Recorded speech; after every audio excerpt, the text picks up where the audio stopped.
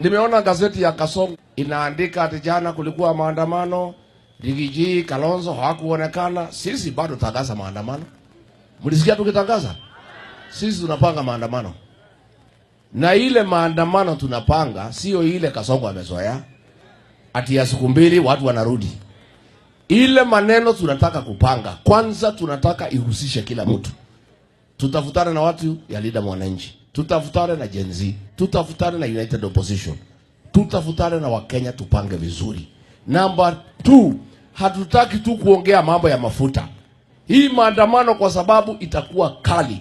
We must put all the issues. Mambo ya mafuta, mambo ya ABC, mambo ya vitambulisho, mambo ya wizi.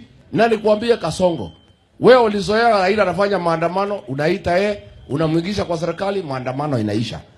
Ile itakuja hakuna mtu utaita atuingize kwa serikali. Ile maandamano inakuja, the demands we make will be met. Akina Murkomen, hii watu ya guns lazima wakwende. Hiyo maneno itakuwa hapo ndani. Mambo ya mafuta lazima. Mambo ya IBC lazima. Hao watu ya vitambulisho wanapeana vitambulisho haraka haraka kwa Ruto huko kwao Rift Valley. Hapa Ukambani mnangoja mwezi 5. Huko Mlimani tunangoja mwezi 7. Hiyo maneno yote, all those demands will be packaged as one. Na ile maandamano itakuwa Kasongo. Hata kama itaenda mwezi 1, you will have to do what we are demanding. I don't imagine ni hilo likuwa unapanga hapo na Raila. Ati Raila anafanya siku 2 3, mnaenda mnaketi, unamuingiza ndani ya serikali, maneno yanaisha.